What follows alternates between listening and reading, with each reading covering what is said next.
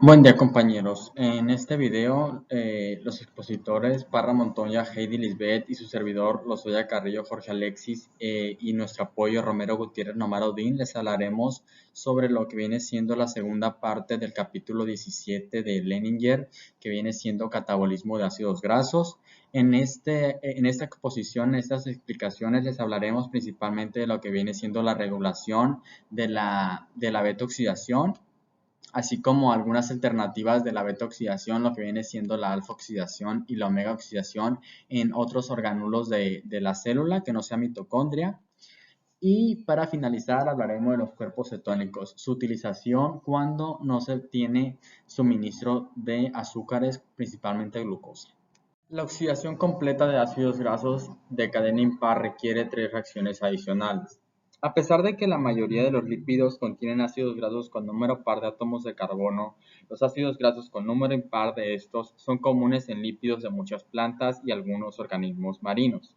También en el ganado bovino y algunos otros rumiantes se producen grandes cantidades de propionato, un ácido graso de 3 carbonos, durante la fermentación de los glúcidos en el rumen. Así formado, el propionato se absorbe en la sangre y es oxidado en el hígado y otros tejidos. Al igual que los ácidos grasos de cadena par, los ácidos grasos de cadena larga e impar se oxidan empezando por el extremo carboxilo de la secuencia de carbonos. Sin embargo, en el último paso de la secuencia de la beta-oxidación, el sustrato es un acil graso coenzima A en el que el ácido graso tendrá 5 carbonos. Al sufrir la oxidación, los productos son acetilcoenzima A y propionilcoenzima A. Como sabemos, el acetilcoenzima A puede oxidarse vía ciclo del ácido cítrico, pero el propionilcoenzima A no, por lo que entra en una ruta enzimática diferente en la que participan tres enzimas. Como se puede observar en la imagen, primeramente el propionilcoenzima A se carboxila para formar el estereoisómero D del metilmalonilcoenzima A. Esto por la acción de la enzima propionilcoenzima A carboxilasa, la cual tiene como cofactor biotina. Cabe resaltar que esta reacción enzimática es análoga a la llevada a cabo por la piruvato carboxilasa. En estas, el CO2, o en su forma de ion hidratado bicarbonato, se activa por unión a la biotina antes de ser transferido al sustrato. La formación del intermediario carboxibiotina requiere energía, la cual es proporcionada por el ATP. Posteriormente, el producto de esta primera reacción, el D-metilmalonilcoenzima A, así formado, se pimeriza enzimáticamente a su estereoisómero L por la acción de la metilmalonilcoenzima A epimerasa. Y para finalizar esta secuencia, el L-metilmalonilcoenzima A experimenta una reestructuración intramolecular para formar succinilcoenzima A, que como sabemos es un metabolito del ciclo del ácido cítrico y por lo tanto puede entrar a este.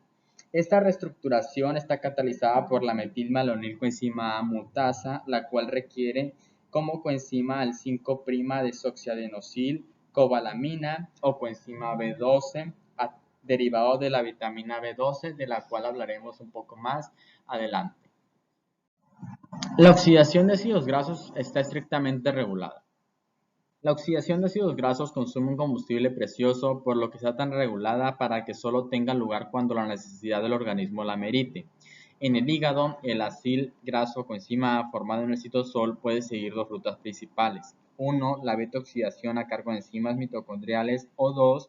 La conversión entre acilgliceroles y fosfolípidos a cargo de enzimas citosólicos. La vía escogida depende de la velocidad de transferencia de los acil graso coenzima A de cadena larga a la mitocondria. Como se explicó en el video anterior, la lanzadera de carnitina por la que se transportan los grupos acil graso de los acil graso coenzima A citosólicos a la matriz mitocondrial constituye el paso limitante del proceso de oxidación de ácidos grasos y, por tanto, es un punto de regulación importante, puesto que una vez que han entrado los grupos acilo graso en la mitocondria, siguen obligatoriamente el proceso de oxidación hasta acetilcoenzima A. La concentración de malonilcoenzima A, el primer intermediario de la biosíntesis citosólica de ácidos grasos de cadena larga a partir de acetilcoenzima A, aumenta siempre que el animal recibe un suministro abundante de glúcidos. ya que, como se había comentado, el exceso de glucosa que no puede oxidarse o almacenarse en forma de glucógeno se convierte en ácidos grasos en el citosol para su almacenamiento como triacilgliceroles. Con esto, la inhibición de la carnitina aciltransferasa 1 por el malonilcoenzima A garantiza la reversión de la oxidación de ácidos grasos siempre que el hígado reciba un suministro elevado de glucosa como combustible y lleve a cabo activamente la producción de triacilgliceroles a partir del exceso de glúcidos. Además de la carnitina aciltransferasa 1, dos de las enzimas de la beta-oxidación también están reguladas por metabolitos que señalan que existe energía suficiente.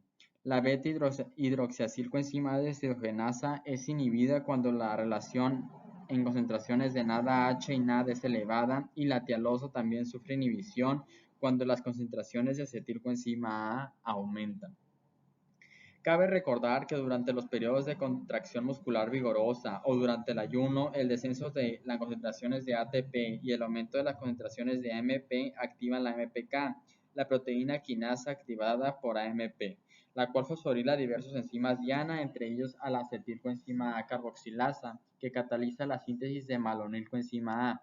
Esta fosforilación tiene como consecuencia la inhibición de la acetilcoenzima A carboxilasa y por ende se tiene la disminución de malonilcoenzima A. Esto también elimina la inhibición de la enzima de la lanzadera de carnitina en mitocondria, lo que permite que la beta-oxidación reponga el suministro de ATP. En la imagen se puede observar todo lo que ya se dijo. Cuando se tiene un aumento de glucosa, la insulina va a activar a una proteína fosfatasa, la cual va a desfosforilar a la acetilcoenzima carboxilasa, la cual cuando se tenga un aumento en las concentraciones de acetilcoenzima A va a producir malonilcoenzima A. El malonilcoenzima A, como se dijo, es el primer precursor para la síntesis de ácidos grasos de cadena larga en el citosol, y también las elevadas concentraciones de malonilcoenzima A van a inhibir a la enzima carnitina aciltransferasa 1, y por lo tanto se va a inhibir lo que viene siendo la oxidación, la beta-oxidación de los ácidos grasos que se explicaron en el video anterior. Coenzima B12, una solución radical a un problema desconcertante. En la reacción de la metilmalonilcoenzima A mutasa, el grupo tioéster en el carbono 2 del propionato cambia su posición con un átomo de hidrógeno en el carbono 3 del propionato original. El coenzima B12 es el cofactor de esta reacción y también lo es de la mayoría de enzimas que catalizan reacciones similares. El coenzima B12 es la forma cofactor de la vitamina B12. Es la única de las vitaminas que, además de contener una molécula orgánica compleja, también cuenta con un oligoelemento esencial, el cobalto. Este complejo sistema anular de corrina de la vitamina B12, que se puede observar en color azul en la imagen, en el que se coordina el cobalto, está, si recordamos, relacionado químicamente con el sistema anular de porfirina del grupo hemo y de las hemoproteínas. Un quinto enlace de coordinación del cobalto está unido con el dimetilbenzimidazol ribonucleótido de color amarillo, unido por su grupo fosfato en el carbono 3 a una de las cadenas laterales del anillo de corrina. La vitamina B12 se suele aislar en forma de cianocobalamina, que contiene un grupo ciano unido al cobalto en su sexta posición de coordinación. En la reacción catalítica de la metilmalonilcoenzima A mutasa, el grupo ciano es reemplazado por el grupo 5'-desoxiadenosilo, mostrado en rojo, unido covalentemente al cobalto a través del carbono 5. La estructura tridimensional pudo ser identificada gracias al trabajo de la señora Dorothy Cromford Hodgkin en 1956 mediante cristalografía de rayos X. La clave para comprender el proceso de cómo la coenzima B12 cataliza el intercambio de hidrógeno reside en las propiedades del enlace covalente entre el cobalto y el carbono 5 del grupo desoxiadenosilo. Este enlace es relativamente débil, puesto que la simple iluminación con luz visible al compuesto es capaz de romper este enlace. La disociación produce un radical 5'-desoxiadenosilo y la forma cobalto 2+ de la vitamina. Por tanto, la función química de la vitamina, es generar radicales libres. Las necesidades de la vitamina son muy bajas, de unos 3 microgramos por día en las personas sanas, Sin embargo, la carencia de esta provoca la aparición de una grave enfermedad, denominada anemia perniciosa, que resulta de la incapacidad de absorber de forma eficiente la vitamina B12 desde el intestino, donde es sintetizada por las bacterias intestinales o bien obtenida a partir de la ingestión de carne. La patología de esta enfermedad incluye disminución en la producción de eritrocitos, bajos niveles de hemoglobina y un grave y progresivo deterioro del sistema nervioso central. La síntesis de proteínas para el catabolismo lipídico es activada por factores de transcripción. La regulación de la transcripción puede cambiar el número de moléculas de las enzimas de la oxidación de los ácidos grasos en una escala de tiempo que va de minutos a horas. La familia par de receptores nucleares son factores de transcripción que afectan muchos procesos metabólicos en respuesta a diversos ligandos tipo ácido graso.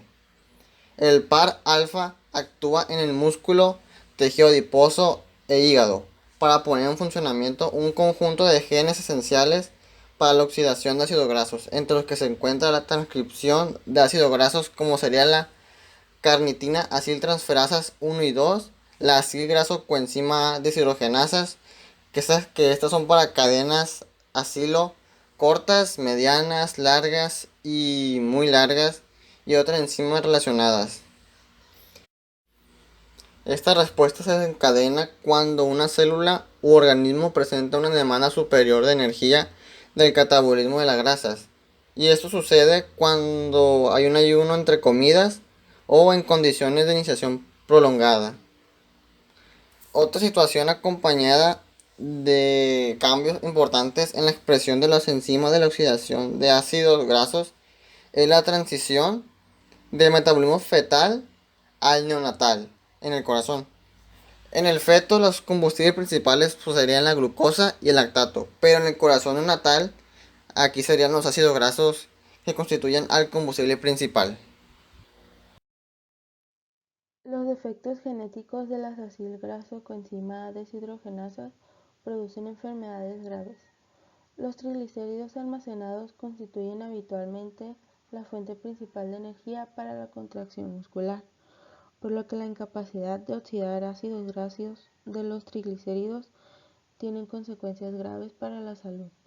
El defecto genético más frecuente del catabolismo es la mutación en el gen que codifica la acilcoenzima deshidrogenasa de cadena media. Esto es una mutación en donde hay dos copias del alelo MCAD. Es una mutación recesiva y está en uno de los dos cromosomas homólogos. Aproximadamente un individuo de cada 10.000 sufre la enfermedad. Esta enfermedad se caracteriza por episodios recurrentes de un síndrome que incluye la acumulación de grasa en el hígado, niveles sanguíneos elevados de ácido octanoico, baja glucosa sanguínea, somnolencia, vómito y coma. La mortalidad de esta enfermedad es entre el 25 y el 60% en la niñez, aunque si esta se detecta poco después del nacimiento y se empieza a alimentar al bebé con una dieta adecuada, baja en grasas y rica en glúcidos, este porcentaje puede bajar. Hay maneras de detectar estos posibles defectos. En los recién nacidos se determina la concentración plasmática de acilcarnitina en una pequeña muestra de sangre. Cuando falla la oxidación de ácidos grasos, se acumulan acilcarnitinas en la mitocondria, se transportan al citosol y a continuación a la sangre en donde se pueden detectar por espectrometría de masas. Una de las enfermedades más graves es la que es debida a la pérdida de la actividad beta-hidroxiacilcoenzima deshidrogenasa de cadena larga de la proteína trifuncional TFP. Y hay otras enfermedades en las que los defectos se dan en las subunidades alfa o beta y dan lugar a enfermedades cardíacas graves y a un músculo esquelético anormal. Los peroxisomas también llevan a cabo la beta-oxidación. En las células vegetales, el sitio principal de la beta-oxidación no son las mitocondrias, sino los peroxisomas. Esta consta de 4 pasos: la deshidrogenación, adición de agua en el doble enlace formado, oxidación del beta-hidroxiazil coenzima A a acetona y la rotura teolítica a cargo de la coenzima A. Aquí al inicio se tiene el acil graso coenzima A y esta parte son los peroxisomas y aquí es la parte de la mitocondria. Vamos a hablar de esto obviamente. En la primera reacción no vamos a utilizar el FAT como aceptor de electrones directamente. Vamos a tener el FAT, pero lo vamos a tener que reducir y se va a llevar el oxígeno, el cual se va a convertir en peróxido de hidrógeno. El oxígeno en este caso sería el aceptor principal de electrones. Pero se tiene que eliminar el peróxido ya que este es muy tóxico para la célula y aquí es donde comienza a actuar la enzima catalasa, convirtiendo el peróxido en agua más media molécula de oxígeno molecular. Ya las demás reacciones ocurren como una beta oxidación normal, pues a excepción de estos pequeños detallitos entre oxígeno, sale H2O en la mitocondria. Aquí tenemos NAD, se exporta, se oxida NADH y se exporta para una reoxidación. Y pues al final en los peroxisomas el acetilcoenzima A se exporta y en la mitocondria este se sigue oxidando en el ciclo del ácido cítrico. Existen diferencias entre la ruta peroxisómica y la mitocondrial y todo está en la química del primer paso. En los peroxisomas, la flavoproteína acilcoenzima A oxidasa pasa los electrones directamente al oxígeno produciendo peróxido de hidrógeno, como ya se explicó anteriormente. Este se transforma inmediatamente en agua y en oxígeno por la catalasa. Recordemos que en la mitocondria los electrones eliminados en el primer paso pasan a través de la cadena respiratoria hacia el oxígeno para producir H2O y que este proceso se acompaña de síntesis de ATP. En los peroxisomas la energía liberada en este paso no se conserva en forma de ATP, en su lugar produce calor. Una segunda diferencia importante entre la beta-oxidación mitocondrial y la peroxisómica en los mamíferos está en la especificidad respecto a los acil graso coenzima A.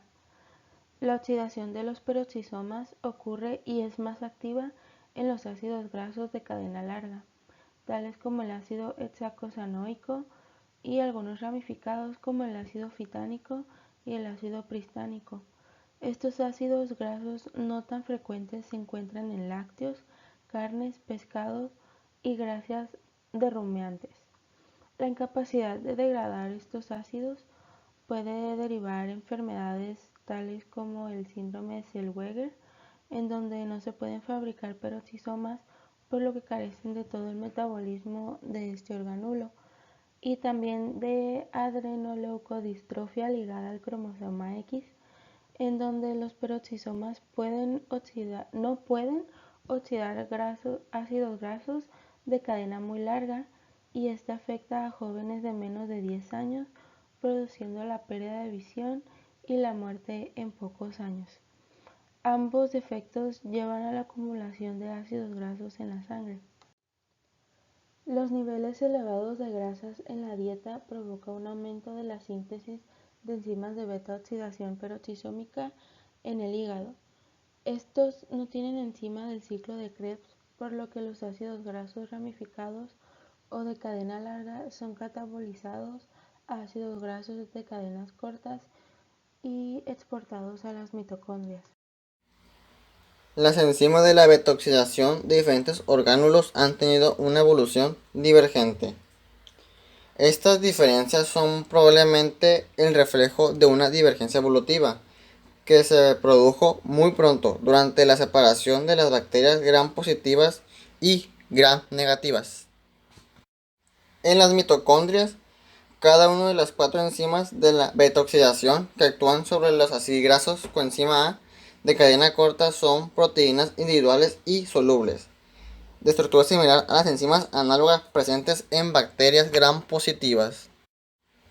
Las 4 enzimas de la beta-oxidación en bacterias gram positivas son entidades solubles y separadas, al igual que el sistema mitocondrial específico para cadena corta.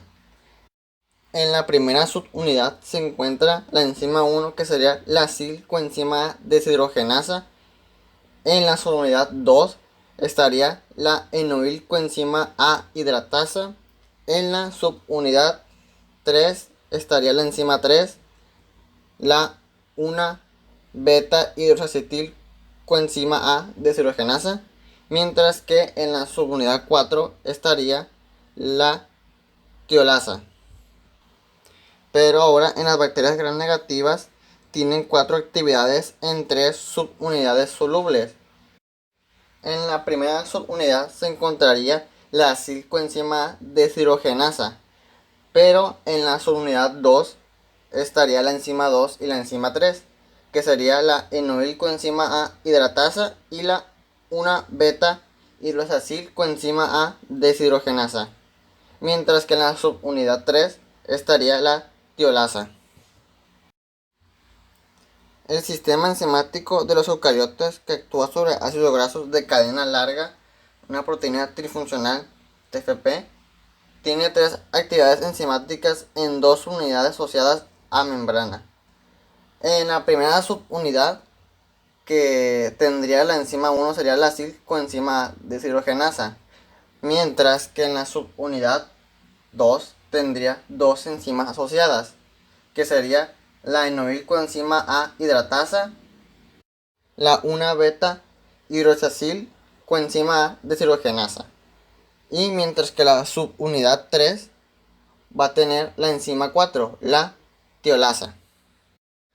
Ahora, las enzimas de la beta-oxidación de los peroxisomas y los glicosomas de plantas forman un complejo de proteínas en el que una de las células contiene 4 actividades enzimáticas en una única cadena polipeptídica.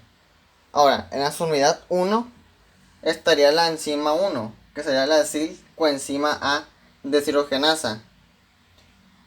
Pero ahora en la proteína multifuncional MFT, que aquí tendría la segunda subunidad, que contiene la segunda y la tercera enzima, que sería la enoil-coenzima A hidratasa y la hidroxacil coenzima A deshidrogenasa, que también sería como la 1 beta hidroxacil coenzima A deshidrogenasa.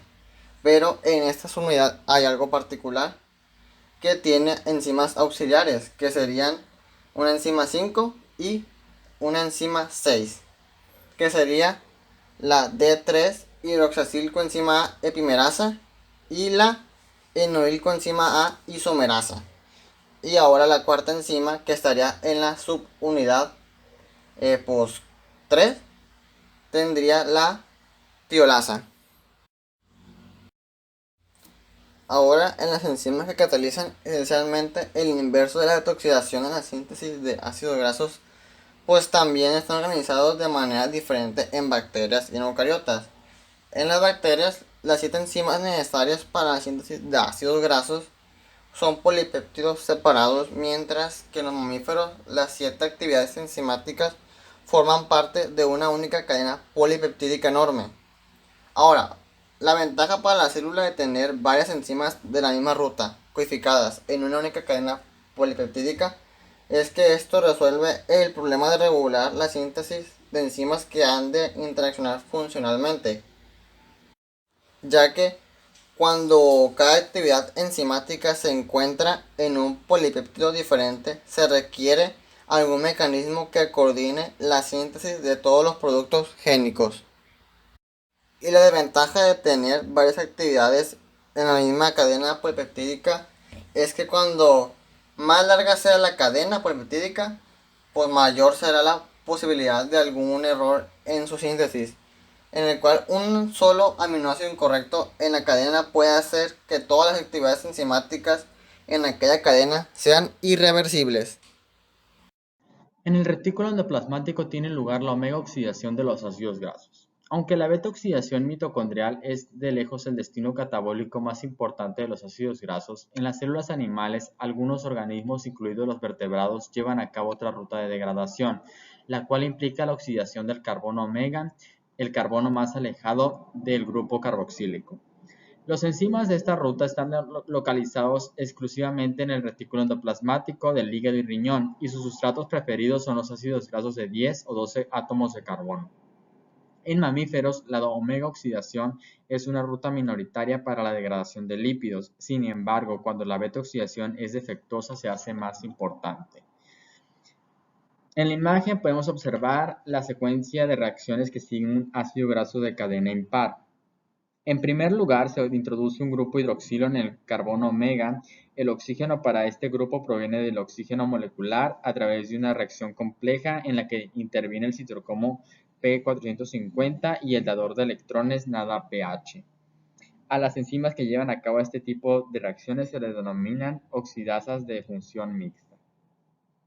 Posteriormente, actúa sobre el carbono omega otra enzima, la alcohol deshidrogenasa, la cual oxida el grupo hidroxilo a un aldehído y rápidamente para finalizar actúa la aldehído deshidrogenasa, la cual oxida el grupo aldehído a un ácido carboxílico, produciendo un ácido graso con un grupo carboxilo en cada extremo. ¿Okay?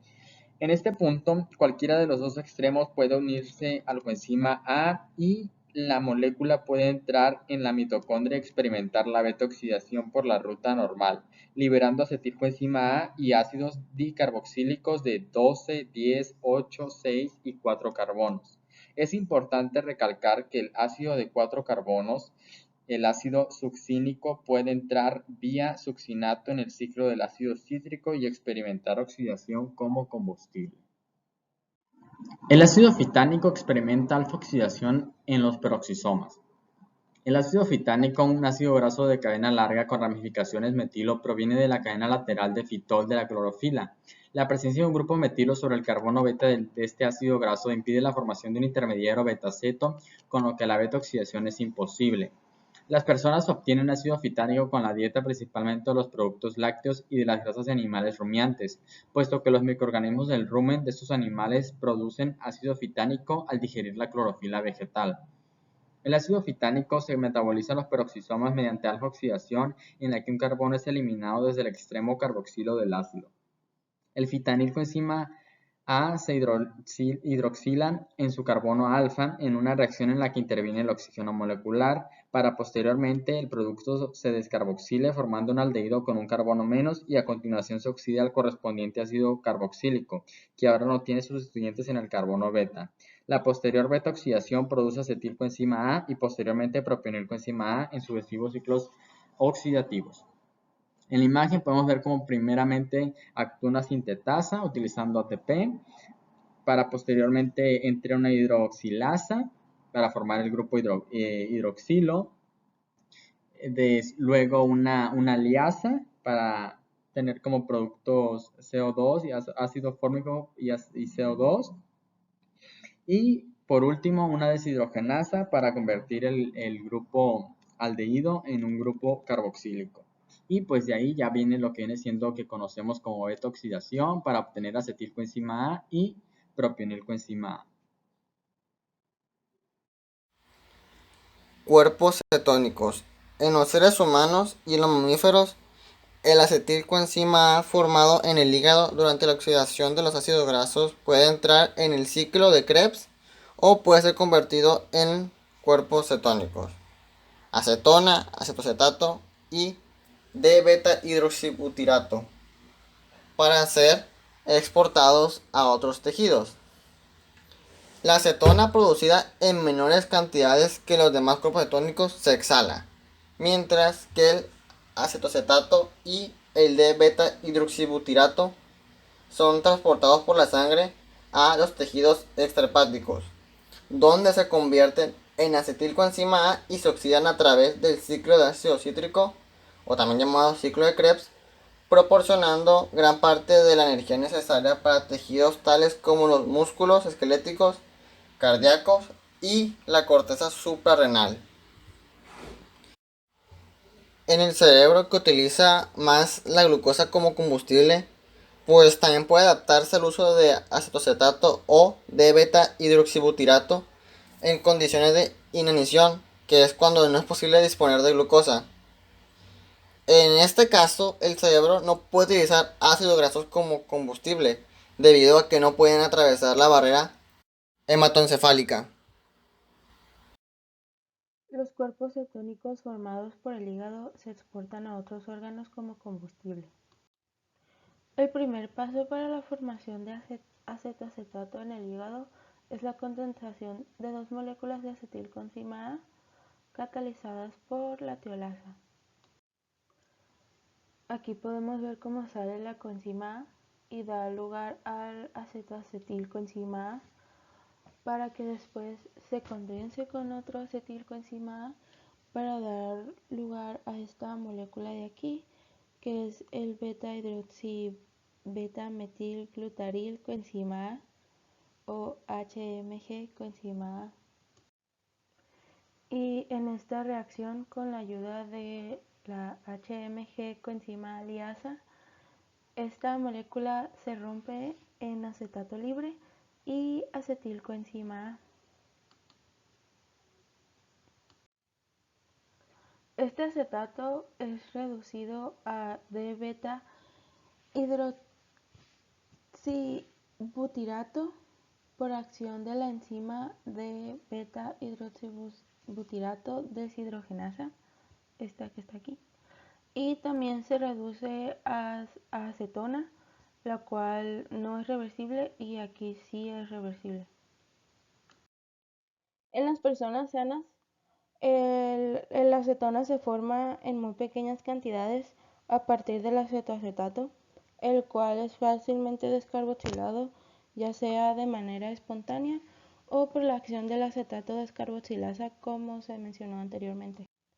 Los diabéticos que no se someten a un tratamiento pueden producir grandes cantidades de acetoacetato y por ello su sangre contiene cantidades bastante elevadas de cetona, la cual es tóxica.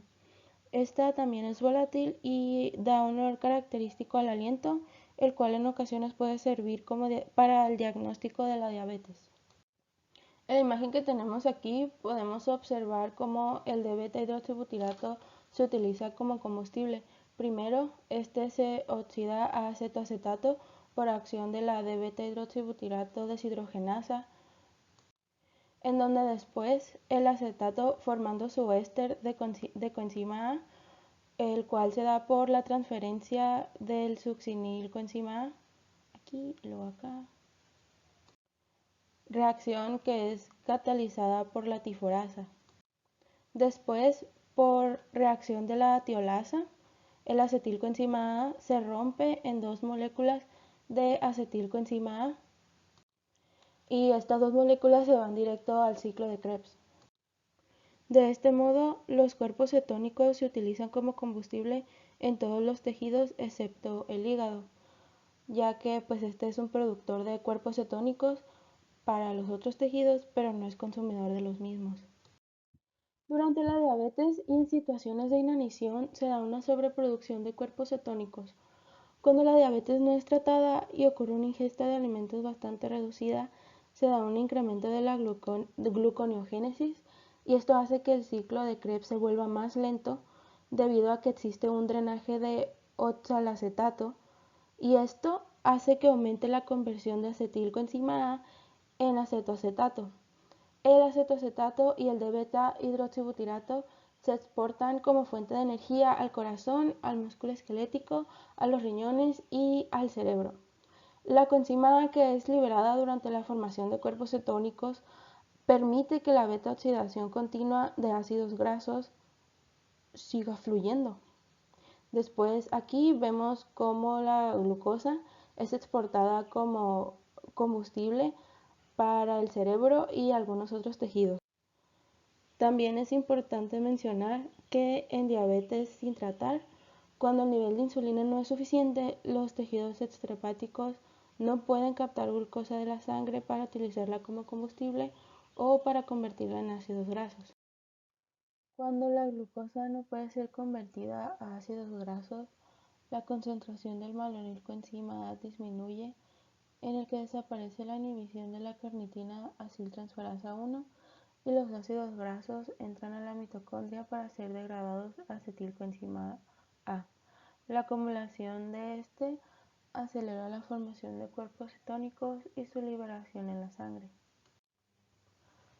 El aumento del acetoacetato y de beta-hidroxibutirato hace descender el pH sanguíneo, originando el estado conocido como acidosis. En otras palabras, la acidosis es la acumulación de ácido en el torrente sanguíneo. La cetosis es un estado en el que las cetonas en la sangre y orina de los diabéticos sin tratar pueden llegar a alcanzar niveles bastante peligrosos. Por ejemplo, la concentración sanguínea puede llegar a 90 miligramos sobre 100 mililitros, cuando lo normal sería que fuera de menor a 3 miligramos sobre 100 mililitros. Y lo mismo con la excreción urinaria, puede llegar a alcanzar niveles de 5000 miligramos en 24 horas, cuando lo normal es menor a 125 miligramos en 24 horas. Cuando estas dos se combinan con la acidosis, se llama cetoacidosis. Esto ha sido todo de nuestra parte. Muchísimas gracias por su atención y esperamos sus dudas y comentarios en clases.